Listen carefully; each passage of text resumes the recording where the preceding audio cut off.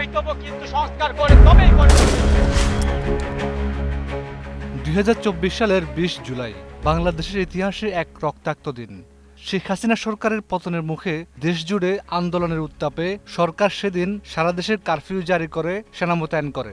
রাজধানী সহ দেশের বিভিন্ন এলাকায় বিক্ষোভকারীদের সঙ্গে আইনশৃঙ্খলা বাহিনীর সংঘর্ষে প্রাণ হারান অন্তত 67 জন। এর আগে 19 জুলাই রাতে রাজধানীর গণভবনে অনুষ্ঠিত জরুরি বৈঠকের পরেই কারফিউ ও সেনা মোতায়েনের সিদ্ধান্ত নেয় সরকার। পরদিন সকাল থেকে র্যাবের হেলিকপ্টার টহল, সেনা সদস্যদের রাস্তায় অবস্থান এবং গুরুত্বপূর্ণ ভবনের নিরাপত্তা জোরদার করা হয়। রাজধানী ঢাকা কার্যত রূপ নেয় এক যুদ্ধক্ষেত্রে। একই দিন রাতে বৈষম্য বিরোধী ছাত্র আন্দোলনের 3 সমন্বয়কারীকে সংলাপের নামে ডেকে নিয়ে সরকারের পক্ষ থেকে মনগড়া বক্তব্য প্রচার করা হয়।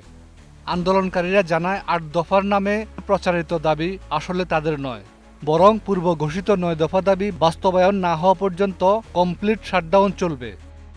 রাজধানীর রামপুরা, যাত্রাবাড়ি, বাড্ডা, শাহজাদপুর সহ বিভিন্ন এলাকায় সংঘর্ষ, গুলি, ধাওয়া পাল্টা ধাওয়ার ঘটনা ঘটে। শুধু ঢাকাতেই 25 জন নিহত হন, যার মধ্যে 2 জন পুলিশ সদস্যও ছিলেন।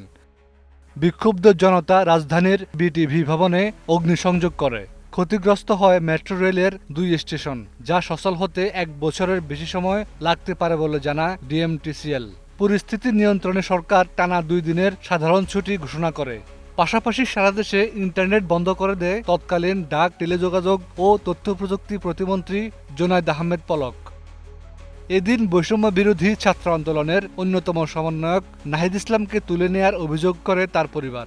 তার মা মমতাজ বেগম অভিযোগ করেন, শুক্রবার দিবাগত রাত 2:30টার দিকে এক বন্ধুর বাসা থেকে আইনশৃঙ্খলা বাহিনীর পরিচয় দিয়ে তাকে তুলে নিয়ে যাওয়া হয়।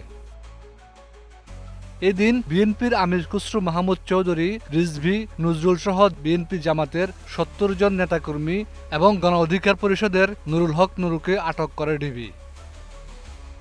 এছাড়া সিদ্ধিরগঞ্জে হাইওয়ে পুলিশ ফাঁড়িতে অগ্নিসংযোগের ঘটনায় শতাধিক ব্যক্তি আটকা পড়েন, যাদের হেলিকপ্টারে উদ্ধার করে সেনাবাহিনী। তৎকালীন তথ্যমন্ত্রী মোহাম্মদ এ আরাফাত জানান, শিক্ষার্থীদের 8 দফা দাবি নিয়ে আলোচনা হবে, তবে আন্দোলনকারীদের দাবি শাটডাউন কর্মসূচি অব্যাহত থাকবে। সরকার দমন-পীড়নের মাধ্যমে আন্দোলন ভিন্ন খাতে নেয়ার চেষ্টা করছে।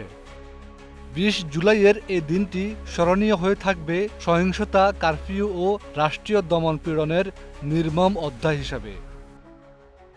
হাফিজুল্লাহ, 21 টেলিভিশন।